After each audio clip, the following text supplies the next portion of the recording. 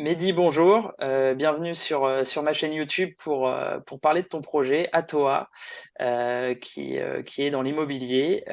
Vous avez tokenisé un bien, et du coup, si je t'ai invité, c'est pour que tu puisses en parler. Et j'aimerais qu'on commence par pourquoi vous en êtes venu à créer Atoa et que tu me présentes l'équipe.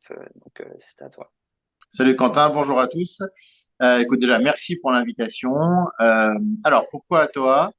Atoa, c'est une idée qui date un petit peu. Moi, ça fait à peu près 2 ans que je travaille sur le sujet. On a créé l'entreprise il y a un an et effectivement, on a ouvert notre premier projet à la souscription il y a 6 semaines. Voilà, donc la vidéo arrive dans l'actualité brûlante de l'entreprise. Moi, mon idée, j'ai occupé pendant 20 ans des fonctions dans des grands groupes, dont la transformation digitale dans deux d'entre eux. Donc, j'ai regardé pas mal le sujet Web3, plutôt en mode opportunité, qu'est-ce que ça pouvait amener aux entreprises dans lesquelles je travaillais. Et à chaque fois, je suis reparti en me disant, soit c'est pas prêt, soit nous, on n'est pas prêt. Voilà, le mariage, c'est une histoire de rencontre et de rencontre au bon moment. Et puis finalement, je suis tombé dedans à titre perso. J'ai passé pas mal de temps, j'ai expérimenté comme beaucoup de monde, j'ai fait des bêtises comme à peu près tout le monde. Et voilà, c'est comme ça que je suis tombé un peu dans la marmite du Web3. Hein. Donc ceux qui démarrent, surtout, on fait ses recherches et quand on expérimente avec des tout petits montants. Hein, le truc magique, le ticket de loto certain qui fait x100, ça n'existe pas. Voilà. Donc Dior, comme on dit, et expérimenter avec des petits montants. Vous dormirez pas mal la nuit si vous avez perdu 1 euro à tenter un nouveau protocole ou quoi que ce soit. À ce moment-là, je me suis dit, quand même, le Web3 a un potentiel illimité, mais il n'y a pas encore beaucoup de ponts avec l'économie réelle. Donc, c'est là que m'est venue l'idée de donner accès à des actifs difficiles d'accès au plus grand nombre en utilisant le Web3. C'est mon point de départ, ça a été ça. Et je suis arrivé à l'immobilier en me disant, c'est intéressant parce que tout le monde a un rapport à l'immobilier. On a tous été locataires, propriétaires, pour certains investisseurs. En tout cas, on a tous un avis. On dit qu'il y a 60 millions de sélectionneurs en France, il y a 60 millions d'agents immobiliers aussi. Donc, on a tous un avis, un rapport à cet actif. C'est un actif qui est de plus en plus difficile d'accès parce que les prix sont élevés, parce que les conditions de crédit se tendent. Donc, dans le contexte actuel, il y avait un truc à faire. Et j'ai rencontré donc mes deux associés sur mon chemin, donc mes deux cofondateurs. Finalement, on est quatre aujourd'hui. Donc, Guillemette Deprel, qui a 20 ans d'immobilier, moitié dans des grands groupes chez General Electric et l'autre moitié à son compte où elle accompagne des clubs deals, des ASL depuis une dizaine d'années. Donc, une grosse expertise immobilière chez Guillemette et elle s'intéresse aussi au Web3. Et Gary, pareil, une vingtaine d'années d'immobilier, de l'asset management Société Générale. Et puis après, il a accompagné des particuliers et des professionnels sur du sourcing de projets d'investissement. Donc, tu comprends tout de suite l'intérêt pour un projet comme nous quand on a quelqu'un qui fait déjà du sourcing depuis un certain temps. Voilà, c'est un sujet qui est clé. Et on nous a rejoint quelqu'un que je connais depuis longtemps, notre CTO, Mohamed, qui est vraiment un expert du développement blockchain sur Ethereum et donc sur les blockchains compatibles ou ce qu'on appelle les deuxièmes couches, et qui avant était directeur technique d'une belle startup e-commerce. Voilà. Donc voilà un petit peu le cheminement, voilà l'équipe. Et donc Guillemette et Gary réfléchissaient à faire quelque chose. Et donc on se dit, bah tiens, est-ce qu'on fusionnerait pas nos forces? Parce qu'on est complémentaires. Et c'est comme ça que cette belle équipe complémentaire, justement, s'est constituée. D'accord, ouais, super. Enfin, on voit qu'il y a une belle équipe derrière qui a vraiment des connaissances dans le domaine et que c'est pour ça que le projet est déjà bien avancé et c'est top. Du coup, comment vous vous êtes rencontrés? C'est vrai que je pense qu'il y en a beaucoup qui vont se poser la question. C'est vu que le Web3 c'est encore un petit monde, comment vous en êtes venu à vous dire faut qu'on travaille ensemble? Alors, c'est assez drôle. Et même si par les temps qui courent, ça devient un peu cliché, on s'est rencontrés grâce à LinkedIn. Ok. Voilà, donc en fait, moi, c'était l'époque où j'avais pas mal avancé la réflexion sur le projet et Guillemette publiait beaucoup sur l'immobilier, sur l'investissement, du moins l'insuffisance de l'investissement des femmes. Hein, donc, on parle beaucoup d'investisseurs, mais les investisseuses doivent prendre aussi un peu le pouvoir. Donc c'est un sujet qui me parle. Et elle a commencé à publier pas mal sur le Web3. Et je me suis dit, bah tiens, c'est quelqu'un d'intéressant pour lui présenter ce sur quoi je travaille et avoir un peu son retour de professionnel d'abord de l'immobilier, hein, parce que ça reste la majeure chez elle. Et donc, on s'est contacté par LinkedIn, on a pris un rendez-vous, on a fait une visio, je lui ai présenté le projet. Et donc, c'est là qu'elle m'a dit, bah, tiens, je viens de rencontrer quelqu'un. Donc, quelqu'un en question, c'est Gary. On réfléchissait à monter quelque chose qui rende l'immobilier accessible.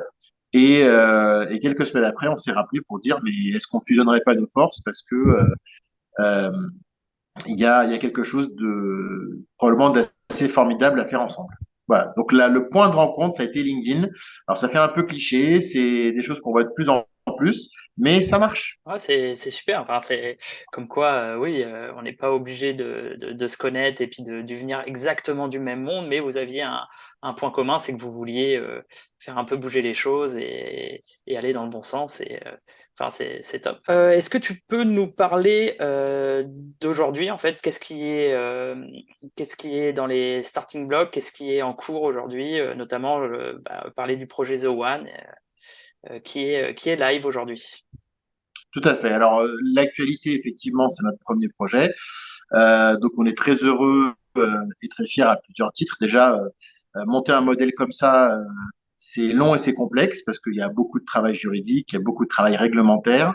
On demande quand même à nos clients d'envoyer de l'argent. Donc, on peut pas être sur quelque chose qui est à moitié développé en termes d'infrastructure technique. Voilà, donc on a quelque chose de robuste avec un partenaire qui a pignon sur rue.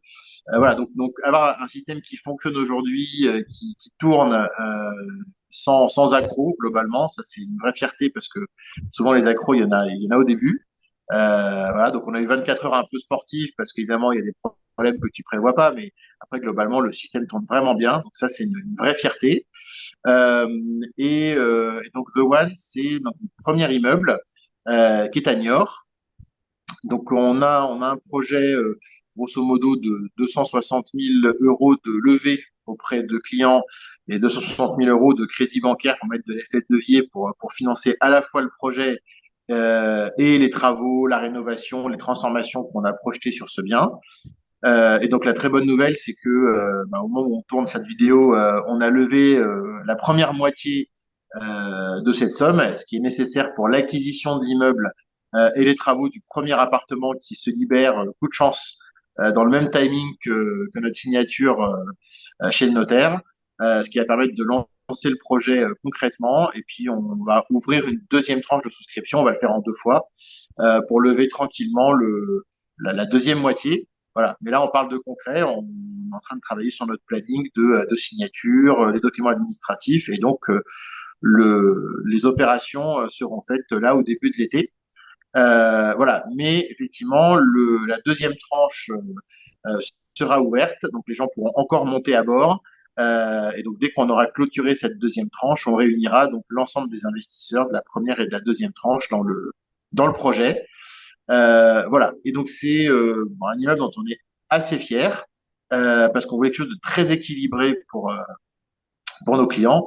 Donc, déjà, il est extrêmement bien placé puisqu'il est à 50 mètres de la place de la Brèche, qui est l'endroit le plus couru de Niort, la place où il y a les bars, les restos, les cinémas. Voilà, donc Très important. extrêmement bien placé. Ouais, bah oui, c'est ce qui fait que le quartier est très prisé. On est à 10 minutes à pied de la gare TGV. Ça aussi, c'est un Mhm. élément clé. On est sur une ville qui est pas forcément très connue, mais deux autoroutes qui la desservent, 2 heures de TGV de Paris, un bassin d'emploi très très dynamique. Parce que je pense que si toutes les personnes qui regardent prennent leur portefeuille et cherchent l'adresse de leur mutuelle, il y a de fortes chances qu'elles soient à Niort, parce qu'elles y sont quasiment Ouais. toutes. Voilà, c'est la troisième place financière après Paris et Lille, justement parce que beaucoup de mutuelles et quelques néobanques s'y trouvent. Et très dynamique en termes d'étudiants, ce qui fait que c'est une des probablement 5 villes les plus tendues de France en termes de location. Voilà, et donc ça nous assure d'avoir peu de vacances locatives sur le bien tant qu'il est de qualité. Voilà, bel immeuble en pierre, comme on peut le voir sur les photos. Et donc on est sur un bien qui résistera très bien à un marché immobilier morose et devrait prendre de la valeur avec un marché immobilier un petit peu plus dynamique quand on aura retrouvé ça. Néanmoins, on a aussi, nous, de la valeur à amener sur ce bien, puisqu'on fait à nouveau de la rénovation. On agrandit, on multiplie quasiment par 3 la surface du studio du rez-de-chaussée. Voilà, et donc, on va créer de la valeur voilà, sur cet immeuble. On va y faire une rénovation énergétique. Et donc, c'est un peu l'immeuble miracle, parce que bel immeuble de qualité, ultra bien placé, plutôt typologie patrimoniale, en même temps du travail à faire dessus. Et donc, on a un joli bien sur lequel on propose en chiffrage vraiment prudent 6,5 de retour sur investissement en moyenne sur 10 ans. On a chiffré ça sur 10 ans. Voilà, donc 6,5 par an en moyenne sur un bien de cette qualité-là, on est quand même très content globalement de Oui, pouvoir c'est sûr. proposer ça. J'ai une question qui me vient là justement, quand vous en avez parlé de votre projet, vous avez bien parlé que c'était de la tokenisation immobilière que vous faites derrière. Comment Oui, ont pris les acteurs avec qui vous avez travaillé, notamment le notaire, je pense au notaire, mais il y a aussi d'autres personnes avec qui vous avez dû travailler. Comment ils l'ont pris? Comment ils l'ont Est-ce qu'ils ont été curieux ou ils l'ont mal pris bon, peut-être? non, alors personne ne l'a mal pris. Après, ça suscite forcément de la curiosité. Et dans ce cas-là, on rencontre trois catégories de personnes. Il y a des personnes qui sont opposées par nature. Il y a des personnes qui disent tiens, c'est amusant, mais j'ai pas très envie de faire d'efforts. Je vais attendre de voir que ça prenne de la maturité. Et puis il y a les partenaires qu'on rencontre qui se passionnent pour le sujet, qui disent que ça ouvre un nouveau champ des possibles, que pour eux quelque part c'est le futur, euh, et donc qui ont envie d'accompagner le projet. Et on fait parfois des rencontres de cette forme-là d'acteurs de référence dans leur métier dont on imagine que quand on est une jeune start-up qui démarre, qui fait son premier projet, jamais les acteurs de ce calibre-là ne vont vouloir s'engager avec une si petite entreprise. Enfin, sauf que justement, quand ils se prennent un peu de passion pour ce qu'on fait et que le modèle les passionne, eh ben, ils se jettent dans l'aventure avec nous. Et donc, on se retrouve parfois accompagné avec des gens qui accompagnent des modèles à plusieurs milliards, qui accompagnent une startup qui fait son premier bien, sa première levée à 260 000 euros. Super. Ouais, Voilà. c'est bien de voir, que enfin, si les gens le prennent bien et sont plutôt curieux, c'est quand même une bonne chose et on sent qu'il y a de l'innovation derrière, donc les gens, oui, forcément, ils peuvent être intéressés. C'est de ce que vous avez prévu, ce que vous avez dans le pipe pour la suite, pour, Atoa, qu'est-ce que vous avez prévu? Peut-être la marketplace ou parler d'autre chose? Alors, effectivement, un sujet court terme, c'est donc le marché secondaire, ce que tu appelles la marketplace. Oui, Donc là, l'autre actualité brûlante, c'est le volet régulatoire de notre projet. Voilà. Donc, c'est construire son dossier régulatoire et le déposer pour obtenir les enregistrements, avec deux objectifs. Le premier, c'est qu'on est évidemment connu de l'autorité des marchés financiers depuis 9 mois maintenant, puisque on les a sollicités à diverses reprises sur le montage de notre projet, sur la déclaration de douane, parce qu'on a déclaré l'opération de douane à l'autorité des marchés financiers. Euh, voilà, donc terminer dossier régulatoire, le déposer. Donc on va en déposer un en France, on attend un retour de l'AMF pour pouvoir le faire. On en dépose un dans un autre pays qui est une cible en termes de clientèle également pour nous. Et on se prépare à un gros changement réglementaire qui est que tout ça va être réuni sous l'égide de l'enregistrement MiCA, qui va passer à l'échelle européenne. Voilà, donc ça s'anticipe parce qu'on ne peut pas dire à nos clients que l'activité va ralentir ou s'arrêter le temps de se remettre à jour sur la régulation. Donc il faut toujours essayer d'avoir un coup d'avance. Voilà, donc ça c'est l'actualité de ces prochains jours. Donc c'est ce qu'on a prévu pour les prochains jours. Ce qu'on prévoit pour les prochains mois, c'est de renforcer les fonds propres de l'entreprise en procédant à une levée de fonds. Ça va être un gros sujet également pour nous. Et cette levée de fonds, elle va nous permettre de renforcer l'équipe, de faire venir de nouveaux talents, de nouvelles expertises et de se projeter également sur une accélération qui passera entre autres par internationaliser les clients, internationaliser le sourcing de biens, voire des typologies de biens un petit peu différentes de l'immeuble résidentiel tel qu'on le fait aujourd'hui. Voilà, l'objectif pour nous, c'est vraiment de proposer de la diversification à nos clients, que ce soit un nombre d'immeubles résidentiels classiques, ou peut-être des classes d'actifs un peu moins traditionnelles. Voilà, donc ça, c'est nos sujets, on va dire, du second semestre 2023 et de l'année 2024, et c'est déjà pas mal. C'est déjà beaucoup. Non, enfin, je vois que c'est très complet et que vous avez réfléchi à beaucoup de choses. Enfin, ça donne confiance. Si du coup, j'aimerais bien qu'on reparle aussi de la fiducie. Je pense que ça peut être une bonne chose qui peut intéresser beaucoup de monde parce que moi, quand j'ai lu le projet et tout ça, j'ai été très curieux. Je ne connaissais pas la fiducie et on sent que c'est un gage d'assurance qui est quand même assez énorme, assez conséquent Avec plaisir. Alors, tu n'es pas, tu n'es pas très original dans le paysage français. Tu peux connaître la fiducie parce que c'est un outil qui pourtant a 15 ans hein, en droit français, mais qui est encore très peu utilisé. Ça n'a pas pris, il n'y a pas eu de hype autour de la fiducie en France, alors que ça a été le cas chez des voisins. Je pense en particulier à l'Allemagne et à la Suisse, où tout le monde à peu près sait ce que c'est, puisque c'est un modèle de garantie qui en a remplacé beaucoup, dont l'hypothèque, dans un certain nombre de montages. Alors la fiducie, concrètement, comment ça fonctionne? Donc c'est un véhicule juridique, la fiducie. Donc c'est pas une société, c'est pas une association, c'est un véhicule juridique en soi. Il a son propre statut et c'est un véhicule qui est capable de prendre la propriété d'un actif. Donc nous demain, on signe The One chez le notaire. On va transférer la propriété de la société dans laquelle on aura mis The One à une fiducie sûreté. Parce qu'il y a aussi d'autres types de fiducie. Là, c'est une fiducie sûreté. Et donc, cette fiducie, comment elle fonctionne? Le fiduciaire, qui est donc un tiers réglementé, s'occupe finalement de chapeauter cette fiducie et de garantir que les règles de fonctionnement qui ont été établies au départ soient appliquées. Donc, par exemple, les règles de fonctionnement du contrat de fiducie, on dit bah, si Atoa reçoit une offre intéressante pour le bien, alors Atoa communique l'offre aux souscripteurs de ce bien, les fait voter, et si les souscripteurs valident que l'offre est intéressante, alors on dissout la fiducie et Atoa peut vendre le bien et redistribuer les fonds à ses porteurs de tokens. Mais hors de ce cas-là, si je vais voir un notaire et je dis bonjour, je m'appelle Mehdi Zouaré, je suis président d'Atoa, je voudrais vendre cet immeuble. Quand il va consulter le registre foncier, il va dire mais vous n'êtes pas propriétaire de l'immeuble, c'est tel fiducie qui est propriétaire de l'immeuble. Et donc le fiduciaire, pour autoriser la vente, il va dire bah, montrez-moi la communication, le vote, etc., etc.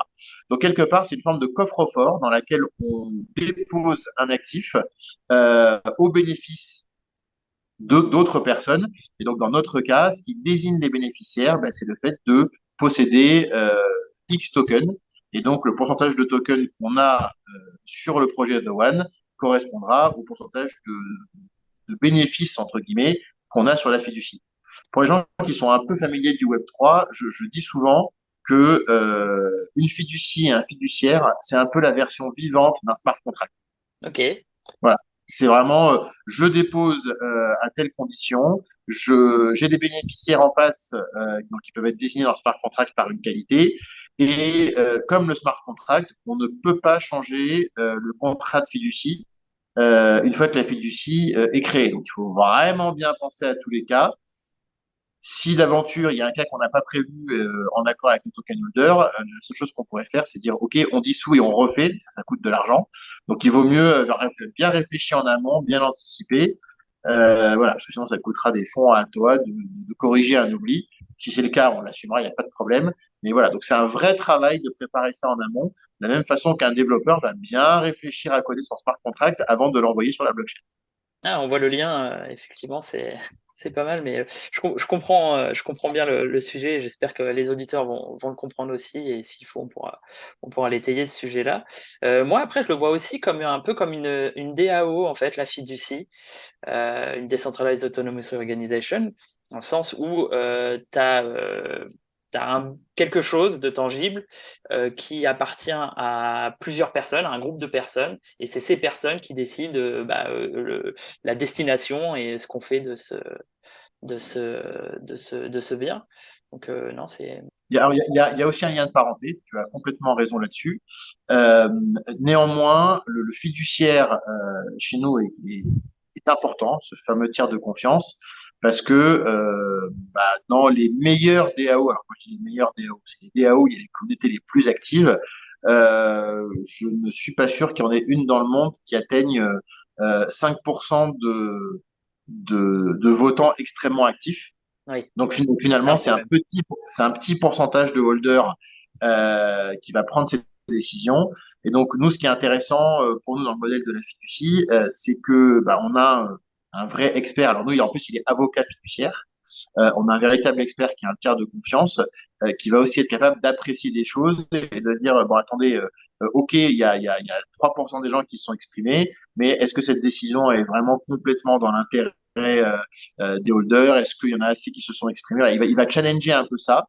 Voilà, donc c'est intéressant aussi de se dire que on va pas forcément se retrouver avec 2% des gens qui décident pour les 98% qui restent, sachant qu'on parle quand même d'épargne, on parle quand même de voilà, d'économie que les gens placent sur un modèle comme le nôtre. Voilà, donc on a essayé de trouver le bon équilibre entre quelque chose de très sécurisant, quelque chose effectivement de collaboratif comme les DAO, mais quelque chose qui fasse pas qu'on puisse se retrouver par accident avec un très petit nombre qui prend une décision pas forcément favorable à la majorité. Une question par rapport à la technique. Pour les smart contracts, enfin, il y a un peu de smart contract quand même derrière le projet. Comment vous avez fait? Enfin, vous êtes passé par quelqu'un d'externe ou comment vous avez fait pour Alors développer? non, la partie blockchain est développée en interne. Mohamed, pour le coup, est Ah, complètement super. focalisé là-dessus. Autant sur la partie Web 2, on s'appuie sur une Ah, solution en marque blanche, mais la partie blockchain, elle est maîtrisée en interne. Voilà, et donc oui, il y a du smart contract puisqu'il y a un smart contract par projet immobilier, voilà, qui sont ensuite un peu synchronisés entre eux, qui vont tous communiquer avec la plateforme. Et donc c'est la blockchain qu'on a choisie, c'est Polygon. pour moi, j'ai plus de questions. Est-ce que tu voulais parler peut-être d'autre chose ou un petit mot de la fin ou... Alors, deux choses. La première, c'est que on a une reconnaissance infinie pour nos early adopters, donc vraiment les clients qui nous ont fait confiance dès le démarrage de l'aventure. D'ailleurs, notre levée de fonds, on a prévu d'y inclure les clients qui le souhaiteront, parce que voilà, on réussit grâce à nos investisseurs, on réussit grâce à notre travail et on réussit aussi beaucoup grâce à nos clients et encore plus les premiers clients qu'il faut qu'on réussisse les premiers projets. Voilà, donc pour nous, en termes de valeur et de reconnaissance, c'est un truc qui est hyper important. Et après, je vais terminer avec quelque chose finalement par lequel j'aurais pu commencer. Et je vais te dire que seul on va plus vite, et que à toi on va plus loin. Parce que finalement, c'est l'origine du nom de l'entreprise. Voilà, pour ceux qui ne le sauraient pas, et je pense que c'est la grande majorité, sauf pour ceux qui ont été passés du temps aux îles Savoie, là-bas, c'est comme ça qu'on dit ensemble. Voilà. Atoa, ça veut dire ensemble aux îles Savoie. Et donc, c'est venu de notre projet de dire on va essayer de permettre à beaucoup de gens de se mettre ensemble pour que tous ensemble on réalise de grandes choses. Et donc voilà, le nom d'entreprise vient de là. Et c'est pour ça que le fameux O, on voit sur mon polo qui est le haut du logo, a un petit look de tatouage tribal. C'est un petit clin d'œil effectivement à l'origine du nom de l'entreprise. Super, bah, super mot de la fin. Bah, c'est tout pour moi. Merci d'avoir été présent. J'espère que la vidéo a plu à ceux qui l'ont vue et j'espère qu'on va se revoir très vite pour une autre vidéo. Merci pour l'invitation, Quentin, et on fait ça quand tu veux. Avec plaisir. Au revoir Merci. à tous.